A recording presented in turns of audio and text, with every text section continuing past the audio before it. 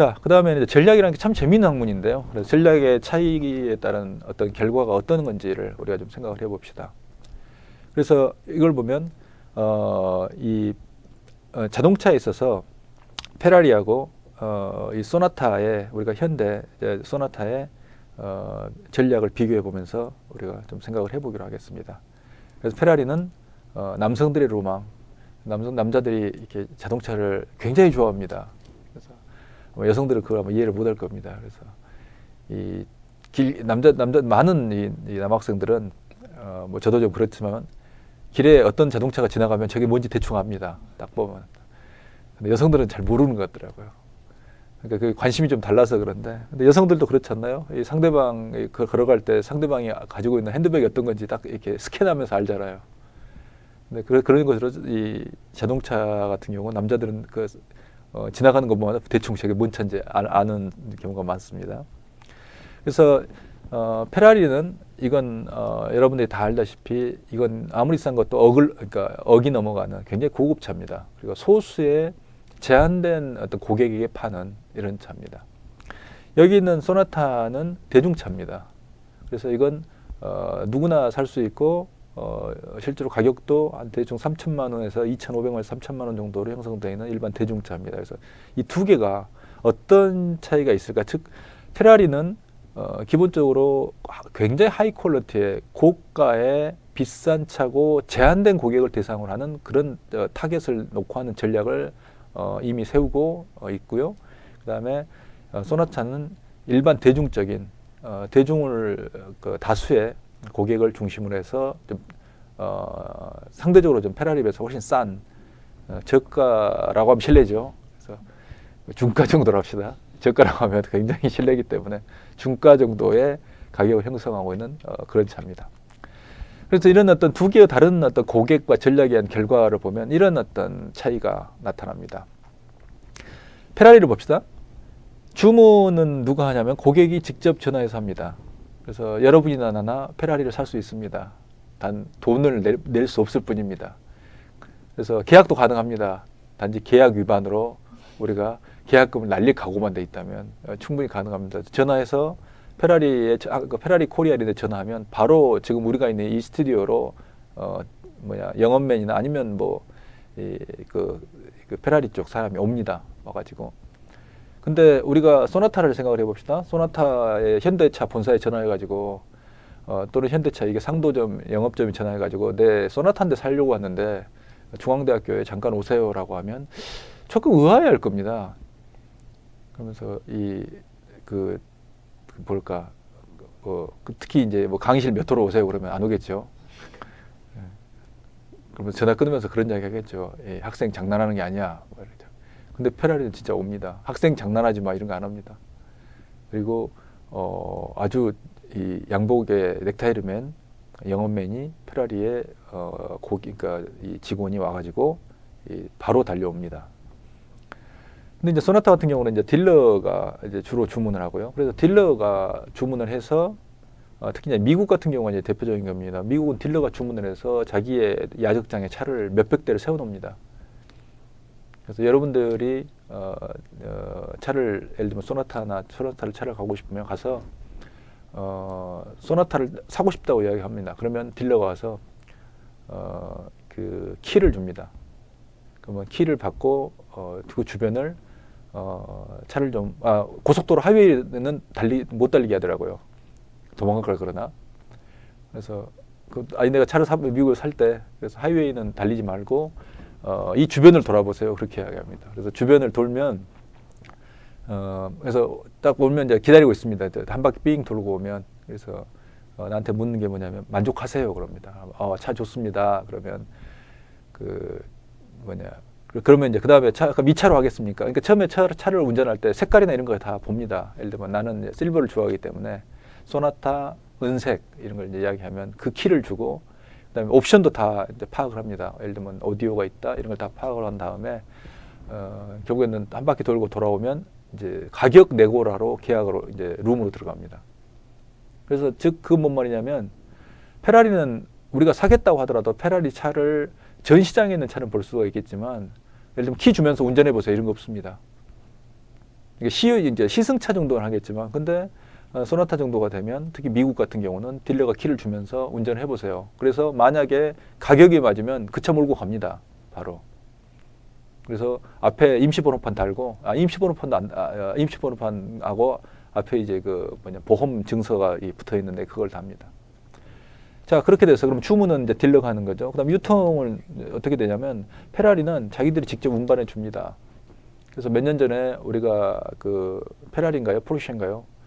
그러니까 그런 차를 직접 몰고 다니는 게 아니라 이 운반하는 컨테이너에 올려가지고 운반하잖아요. 이게 그 트럭 위에 올려가지고 운반을 하는데 그 트럭 그 운반하는 그 기사분이 실수해가지고 사고를 내가지고 그게 차가 굴렀잖아요. 그래서 차가 얼마짜리였냐면 그때 5억짜리였는데 5억이 차가 전파가 됐어요. 고객한테 가기도 전에 가는 길에 전파가 돼가지고 아주 심각한 문제가 있었는데 그 기사분 굉장히 힘들었을 겁니다 아마. 그래서 여러분도 운전할 때 혹시 남학생들 나중에 운전할 때 포르쉐나 페라리가 있으면 피해 다니는 게 좋습니다. 아니 내 스스로가 그래요. 내 스스로가 앞에 이렇게 비싼 차가 있으면 나는 차선 바꿔서 딴 데로 도망가기 때문에 그게 인생에 굉장히 도움이 된답니다. 그다음에 이 소나타를 보면 딜러가 유통을 해서 딜러가 갖다 줍니다. 그래서 아까 이제 갖다 주긴 하지만 아까 이제 미국에 대한 케이스를 이야기했지만 결국에는 미국 케이스는 어떤 거냐면 자기가 운전해서 가지고 갑니다. 그래서 미국에서는 차를 살 때 차가 다른 예를 들면 자기 가족 차를 타고 가든지 친구 차를 타고 가든지 누구 차를 타고 가서 차가 두 대가 움직여야 됩니다. 그래서 차를 산 차 한 대, 자기가 타고 온 차 한 대. 그래서 만약에 운전자가 두 사람이 없으면 자기가 타고 왔던 차를 놔두고 가야 돼요. 그건 어떻게 할 방법이 없어요. 그래서 두 명이 움직여야 됩니다. 그래서 저는 이제 제 친구한테 부탁해가지고 친구 차를 타고 와서 내가 그 차를 사서 운전하고 나왔다 이런 게 있습니다. 부품 재고를 봅시다. 부품 재고는 페라리는 없습니다. 부품을 가지고 있지 않습니다. 그래서 여러분이 주문을 하면 페라리를 주문하면 부품 발주가 들어갑니다. 근데 소나타는 항상 적정량의 부품을 가지고 있습니다. 그래서 이 울산의 조립 공장에는 항상 이 부품들이 일정량을 가지고 있고 부품이 한 개라도 부족하면 조립이 안 되기 때문에 한 2만 개 정도라고 보죠. 그래서 조립이 안 되기 때문에 부품 재고를 가지고 있어야 됩니다. 근데 완성품 재고를 보면 페라리는 재고가 없습니다. 그래서 재고라고 하는 것은 전시된 차량 정도지. 그래서 주문 들어가면 부품을 발주하고 완성품이 만들어지면 그건 바로 고객한테 넘겨줍니다. 인도해 줍니다. 근데 완성품 재고를 소나타는 항상 적정량을 가지고 있습니다. 그래서 항상 고객이 와서 미국 아까 이야기했죠. 고객이 오면 야적장에 데리고 가서 모시고 가서 고르세요라고 이야기하고 그 자리에서 마음에 들면 그래서 항상 한 몇백 대의 차량을 가지고 있습니다. 그리고 몇백 대 차량이 없는 것을 주문하려면 시간이 많이 걸립니다. 그래서 되도록이면 그 있는 차량 중에서 한 대를 고르는 게 낫습니다. 그래서 그렇게 돼 있고 그다음에 서플라이 체인 매니지먼트 SCM 사용은 페라리는 사용하지 않습니다. 이런 것. 근데 소나타는 굉장히 이렇게 잘 이 서플라이 체인 매니지먼트 시스템을 구축하고 있어가지고 어떤 제품이 언제 발주가 되고 이런 것들을 항상 체크하고 있습니다. 자, 그래서 전략의 차이를 정리를 해보면 페라리가 올해 소나타의 정리를 해본 차이를 봤는데요. 전혀 다른 시장과 고객에 따른 전략이 서로 다른 전략을 수립을 하고 있었습니다. 그래서 페라리는 고가차, 대단히 비싼 고가의 소수의 고객을 타겟으로 해서 전략을 수립하고 있었고요. 그리고 거기에 대한 판매 전략을 수립하고 있었고, 소나타는 저가라고는 우리가 말을 못했기 때문에 중가 정도의 어떤 차량을 가지는 모델인데, 실제로 전체 이 시장에서 보면 중저가 또는 저가 이렇게 볼 수 있는 거죠. 그래서 이 대량 생산의 시스템을 가지고 있는 전혀 다른 어떤 전략을 수립해온 케이스입니다. 그러면 이런 어떤 전혀 다른 전략이 어떤 게냐면 전혀 다른 비즈니스 모델과 경쟁자하고 환경의 차이를 이렇게 낳게 된다고 이야기할 수 있습니다. 전혀 다른 비즈니스 모델은 우리가 앞에서 보았던 바로 이제 이런 것들이고요. 전혀 다른 어떤 서플라이 체인 매니지먼트라든지 유통, 주문 이런 것들이 전부 다른 어떤 형태고요. 그럼 경쟁자는 우리가 다 알다시피 페라리 경쟁자가 소나타는 아니잖아요. 우리가 좀 이 현대차에 대해서 미안한 마음을 가지고 있어요. 현대차 정말 훌륭합니다. 차. 하지만 페라리는 우리가 바로 경쟁자하면 떠오르는 게 포르쉐 이런 게 떠오르잖아요. 근데 이제 소나타의 경쟁자는 뭐냐면 예를 들어서 예전에 뭔가 지금 뭐 SM5라든지 이제 이런 것 또는 최근 SM6 이런 것도 나왔습니다만 SM5나 뭐 또는 기아 자동차의 그 쌍둥이 모델의 K5나 이런 것들이 있는 거죠. 여러분들은 그 K5하고 혹시 그 소나타가 같은 모델이라는 거 알고는 있나요? 둘이 형제인데 같은 플랫폼을 쓰고 있어요. 같은 차체를 쓰고 있기 때문에 K7하고 그 그랜저도 형제예요. 둘이는. 그래서 이제 두 개 이제 실내 장식이나 이런 건 좀 다르고, 그다음 환경도 마찬가지인데 결국에는 기본적으로 이제 페라리라든지 포르쉐 같은 경우에는 그들이 이제 경쟁하는 환경 자체가, 예를 들면 자동차가 어떤 특성을 가지고 있냐면 유가에 따라서 굉장히 팔리는 차종이 달라집니다. 그래서 기름값이 비싸면 예를 들어 상대적으로 하이브리드라든지 그다음 소형차가 팔리게 되고요. 그다음에 기름값이 싸지면 대형차들, 예를 들어서 미국 차들 굉장히 큰 거 많잖아요. 뭐 링컨 뭐 이런 차들, 그런 게 많이 팔립니다. 그래서 유가에 따른 그런 차량의 변화들이 있는데 포르쉐는 건 전혀 그런 데 영향을 받지 않습니다. 세상에 5억짜리 뭐 타는데 기름값 생각하는 사람이 그거 타겠어요. 그래서 환경 자체가 굉장히 다르게 됩니다. 자, 그러면 이제 전략의 기능에 대해서 우리가 전략이 어떤 역할을 하는가 하는 것들을 우리가 좀 생각을 해봅시다. 그래서 전략의 기능을 보면 조직과 환경의 코디네이터, 즉 조종자로서의 우리가 전략의 기능을 이야기할 수 있습니다. 그래서 한편에는 기업 환경이 존재합니다. 기업 환경은 어떤 걸 말하냐면 경쟁자가 있고 소비자가 있고 공급자가 있습니다. 근데 반면에 이제 이 기업 환경과 대응하고 있는 기업을 보면 기업 조직이 있고, 예를 들어 기업 조직 내에는 경영 조직, 조직 시스템이 있고, 그다음에 인간이 있습니다.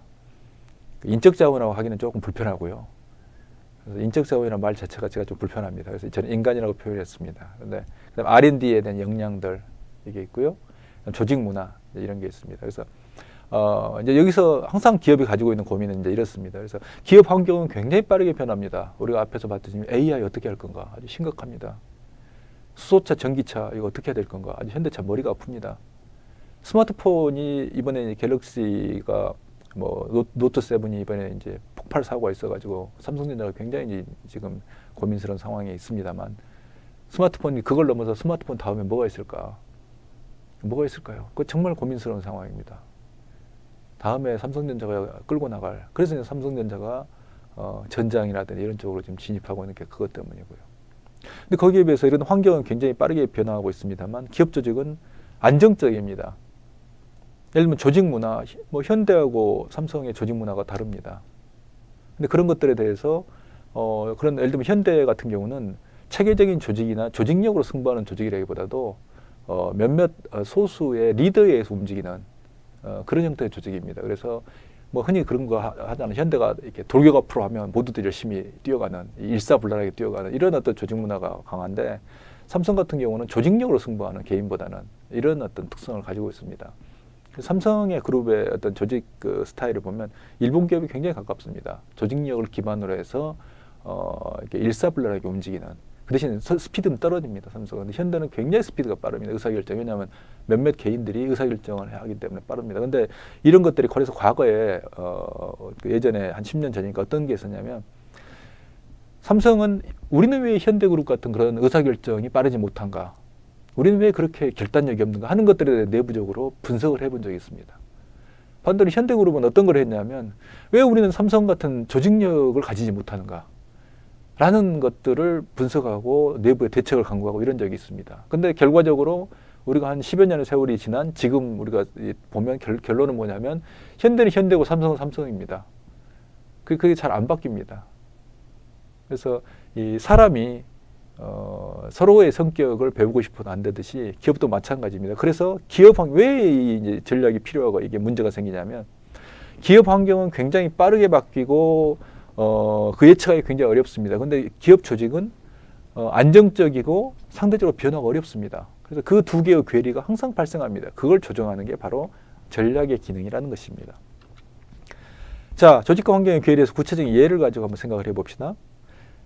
자동차 산업을 우리가 이제 보면 어떤 게 있냐면, 앞에서 나왔듯이 수소차, 전기차 이런 게 이미 등장했습니다. 그리고 전기차는 테슬라에서 굉장히 빠른 속도로 상용화가 진행이 되고 있습니다. 자, 그러면 현대차는 어떻게 해야 될까요? 이제 이런 이슈입니다. 그다음에 닛산의 리프라는 차가 나왔다고 이야기를 했는데 닛산도 이제 그런 회사도 아주 고민스러운 상황입니다. 어떻게 해야 될까요? 대응을. 그다음에 환경 파괴에 대한 예를 들면 특히 자동차가 화석 연료를 쓰기 때문에 석유를 쓰기 때문에 환경 파괴에 대한 그런 비난들이 굉장히 많이 있습니다. 그래서 예를 들면 대표적인 게 이거 지구 온난화, 이산화탄소죠. 그래서 가솔린 엔진을 쓰면 지구 온난화 굉장히 심해집니다. 뿐만 아니라 최근에 이제 우리가 폭스바겐에서 아주 여러분들이 또는 저도 충격을 받았던 그런 폭스바겐의 어떤 그 허위 보고 뭐 이런 게 있었습니다만 결국 폭스바겐 같은 디젤차에서 나왔던 게 뭡니까? 미세먼지 또는 공해물질. 그래서 자동차 업체는 이 환경 파괴에 대한 비난에 굉장히 그러니까 환경 문제에 민감합니다. 그래서 결국에는 그걸 해결하기 위해서 폭스바겐이 결국에는 소프트웨어를 조작해서까지 하려고 했던 게 클린 디젤이라는 디젤차는 깨끗합니다. 디젤차는 환경 파괴적이지 않습니다. 근데 사실 디젤차가 굉장히 환경에 악영향을 준다는 게 이제 밝혀졌음에도 불구하고 폭스바겐이 그렇게 할 수밖에 없었던 것은 환경에 대한 소비자들의 반발, 즉 환경단체들의 비판 이런 게 굉장히 심각했기 때문에 이제 그렇게 됐다는 겁니다. 자, 그러면 현대차는 한번 생각을 해봅시다. 이런 상태에서 어떤 특징을 가지고 있냐면 내연기관에 특화된 자기의 어떤 역량을 가지고 있습니다. 조직은 보면 결국에는 2만 개의 부품을 조립하는 조립 라인을 가지고 있습니다. 어셈블리 라인. 여러분 현대차 가본 적 있나요? 조립 공장? 가보면 굉장히 재밌어요. 로봇이 이렇게 용접하는 거 보면 아주 뭐 대단히 재밌습니다. 아주 정말 이게 아주 로봇이 용접하는 거 보면 정말 정교합니다. 정교하게 로봇. 그러니까 옛날에 용접공들이 했던 걸 인간이 했던 걸 전부 로봇이 대체하고 있는 거예요. 사실 그런 점에서는 아까 앞에 나왔던 로봇에 의한 인간의 대체 이런 것들이 이미 진행이 되고 있습니다. 그 다음에 사람, 결국에는 조립하고 이제 조립 라인이라든지 이 R&D 그 개발하고 이런 데 사람들을 보게 되면 결국에는 이제 내연기관에 이 특화된 특히 내연기관은 엔진 룸을 어떻게 설계할 건가 굉장히 중요한 이슈입니다. 엔진은 딱 엔진 룸은 정해져 있기 때문에 그래서 엔진하고 다른 부품들을 어떻게 배치할 건가 이게 굉장히 어려운 문제입니다. 좁은 공간이기 때문에. 근데 예를 들면 전기차가 되면 아무 다 필요가 없죠. 전기차에 제일 중요한 게 뭐냐면 배터리죠. 배터리만 있으면 되기 때문에 결국에는 배터리를 중심으로 해서 엔진도 사라지게 되는 거고 아주 심플해집니다. 그래서 그게 이제 이렇게 되는 거고 그다음에 R&D 역량도 전부 전기차 내연기관에 특화되어 있죠. 조직 문화도 마찬가지죠. 결국에는 서로가 조립 라인이 서로 협력하는 구조로 가져야 되기 때문에 서로가 서로를 조정하고 부서와 부서 간에 협력하고 이게 굉장히 중요한 어떤 특성을 가지고 있습니다. 근데 그리고 결국에는 보면 이런 기업 환경, 즉 수소차나 전기차가 되면 기업이 바뀌어야 됩니다. 즉 이 부품 자체, 그러니까 차량의 구조 자체가 결국에는 이런 어떤 복잡한 어떤 조립 과정을 거치지 않기 때문에 굉장히 단순해집니다. 뿐만 아니라 현대차가 그다음 환경 파괴에 대한 이슈가 있죠. 그다음에 현대차에서 고민은 만약에 전기차로 가게 되면 테슬라 같은 데 전기차로 가게 되면 고민이 뭐냐면 결국에는 배터리를 생산하고 있는 업체가 주도권을 주게 됩니다. 자, 우리나라에서 배터리 생산하고 있는 업체가 어디죠? 훌륭해요. LG화학. 또 하나 있어요. 어디죠? 아니, 한국 회사 중에 큰 회사 중에. 훌륭해. 내 수업에 들어온 학생들 훌륭한 것 같아요. 삼성 SDI. 맞아. 두 개 회사가 제일 큰 회사예요. 삼성 SDI가. 근데 두 개 회사가 중국의 지금 전기차 이 배터리 승인을 받아야 되는데 지금 5차 심사에서는 안 돼가지고 지금 문제가 되고 있잖아요. 근데 우리나라 제일 큰 데가 LG화학하고 삼성 SDI입니다. 근데 전기차로 가면 가장 핵심 부품이 배터리입니다. 근데 그 두 개 회사만큼의 역량을 현대차는 가지고 있지 못합니다. 그럼 만약에 전기차가 대세가 되면 현대차는 지금까지 이 부품업체 밴드라고 불렀던 사람들의 밑으로 들어갈 수밖에 없습니다. 하청업체가 됩니다. 이건 현대차가 가장 싫어하는 시나리오입니다. 그래서 기업 환경이라는 게 바뀔 때 그러니까 기업들이 굉장한 위기의식을 느끼는 게 그런 것 때문에 즉 갑을관계가 완전히 바뀌어버리는 갑과 을이 바뀌게 되는 건데 그건 현대차로서는 정말 수용하기 어려운 그런 관계들입니다. 그래서 가장 중요한 게 예를 들면 정말 전기차가 대세가 되면 가장 중요한 게 가장 힘을 가지게 되는 게 LG화학과 삼성 SDI 이렇게 되고 테슬라도 LG화학에서 부품을 조달을 받고 있는 것 같더라고요. 그래서 결국에는 부품 회사가 배터리 회사가 강해지는 겁니다. 그러면 어떻게 이제 조직과 환경이 어떻게 정합성을 가질까요? 이런 아까 쭉 이야기했던 예를 들어서 뭐 수소차, 전기차, 환경 파괴, 그다음에 또 하나가 나왔던 게 이제 자동주행이죠. 자동주행 이런 게 나왔죠. 아까 구글이 나왔던. 그럼 현대차의 자동주행이 나와버리면 지금 이미 이제 테슬라가 자동주행 시스템을 일부 적용을 하고 있습니다만 그렇게 되면 어떻게 되냐면 현대차 같은 경우는 굉장히 이제 전기차하고 자동주행이 결합되면 예를 들어서 현대차 같은 지금까지 해왔던 그 기술은 상당 부분 거의 대부분 무용지물이 됩니다. 쓸모가 없는 거죠. 그러면 전략과 수립과 조정 과정, 전략을 재수립하고 코디네이트하고 조정하는 과정을 거치게 되면 결국 현대차는 어떤 선택을 우리가 할 수 있을까요? 그건 첫 번째 수소차로 갑니다. 이거 전략이죠. 두 번째 전기차로 갑니다. 이것도 전략입니다. 그다음에 세 번째 그냥 갑니다. 우리는 전기차, 수소차 이런 거 모르고 우리는 이대로 살다 죽을래요. 그러면 가솔린, 그다음에 뭐 디젤 이렇게 갈 겁니다.라고 이야기하는 게 이제 그겁니다. 그대로 갑니다. 네 번째, 이건 상상이 잘 안 되죠. 철수한다. 그래서 기업 환경이 수소차, 전기차 이런 식으로 가게 되면 또 환경 파괴에 대한 비난이 심해지기 때문에 우리는 다 버리고 그냥 갑니다. 우리는 철수할 겁니다. 그래서 공장 매각하고 끝냅니다. 이것도 하나의 방법인 겁니다. 근데 그러기는 어렵기 때문에 지금 현대차는 위에 세 개인 1, 2, 3번을 다 같이 하이브리드로 그래서 수소차 개발하면서 전기차도 생산하면서 가솔린하고 디젤은 그대로 계속 개발하는 그러면 서로 다른 방향 즉 우리가 이제 각도로 생각해 보면 90도 정도나 또 180도 정도에서 동서남 세 개의 방향으로 달리고 있는 것과 똑같은 겁니다. 기업이. 그래서 기업이 굉장히 어려운 겁니다. 전략을 수립하고 전략을 집행하고 수정하고 환경 변화를 예측하고 환경 변화에 맞추고 이게 굉장히 어려운 겁니다. 그래서 아까 아까 좀 전에 이야기했듯이 기업 환경에 변화하고 그다음에 그러니까 환경을 변화하는데 기업은 자기 관성과 안정성을 가지고 있기 때문에 쉽게 좀 바뀌지 않는다. 이게 이제 기업에 있어서 대단히 어려운 점이고 그걸 조정하는 게 전략이라는 이야기를 했습니다. 예, 오늘 강의는 이상 마치겠습니다. 수고하셨습니다.